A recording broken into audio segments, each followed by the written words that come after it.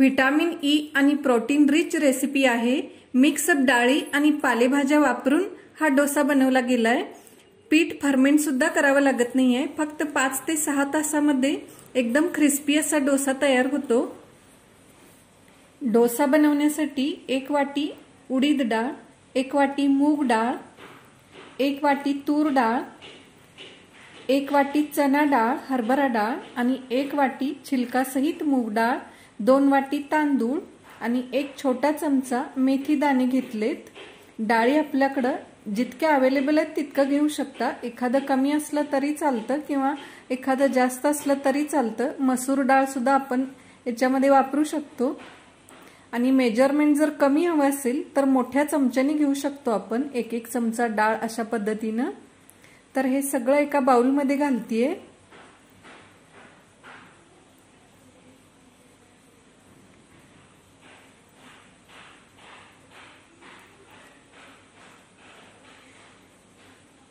भरपूर पाणी घालून 2 वेळा स्वच्छ असं धुवून घ्यायचंय।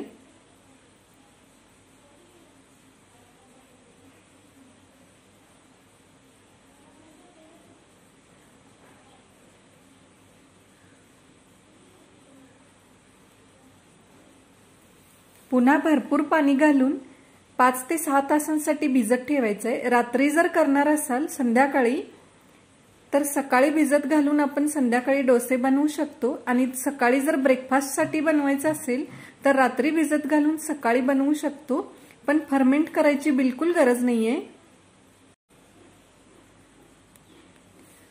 डाळ छान भिजलेली आहे। मी हे 6 तासांसाठी भिजत घातले होते। आता हे मिक्सरला ग्राइंड करून घ्यायचंय। पाणी गरजेनुसारच वापरायचंय, जास्त नाही घालायचंय, कमीत कमी पाण्यामध्ये बारीक करून घ्यायचंय।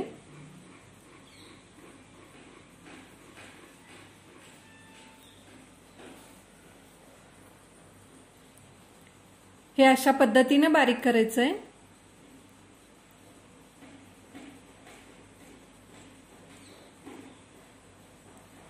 तर हे बॅटर तयार झालेलं आहे। आता याच्यामध्ये ड्राय मसाले ऍड करायचे आहेत।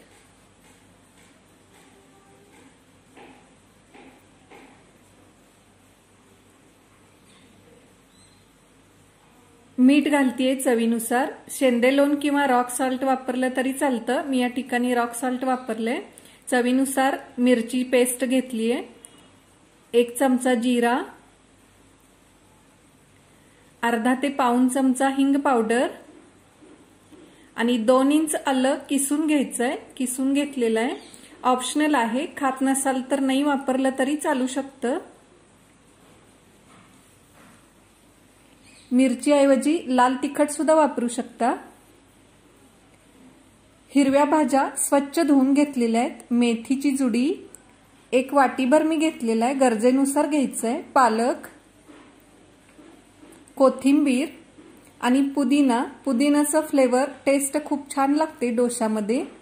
आपल्याकडे ज्या भाज्या अवेलेबल असतील त्या तुम्ही घेऊ शकता। काहीच नसेल तर कोथिंबीर आणि कढीपत्ता बारीक चिरून घातलं तरी सुद्धा टेस्ट छान येते।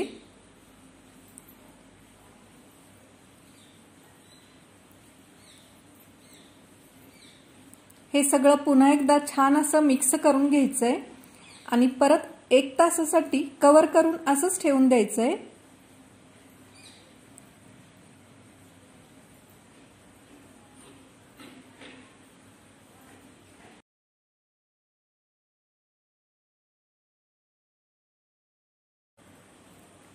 एक तासानंतर हे बॅटर आपण पुन्हा एकदा चेक करायचंय। जर जास्त घट्ट वाटत असेल, दाटसर वाटत असेल तर गरम पाणी ऍड करायचंय।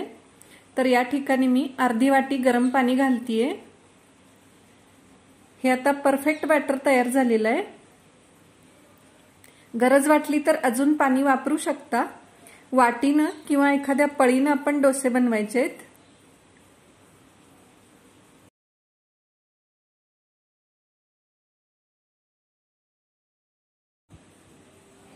जितकं पातळ घालता येईल डोसा तितकं पातळ घालायचंय।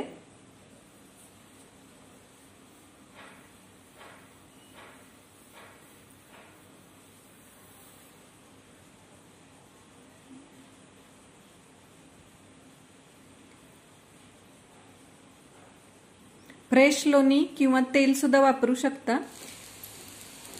तर हा डोसा तयार झालेला आहे। नारळाच्या चटणी बरोबर सर्व करू शकता। हेल्दी आहे, टेस्टी आहे। नक्की ट्राय करून बघा। आवडलं तर लाईक करा, शेअर करा, सबस्क्राईब करा।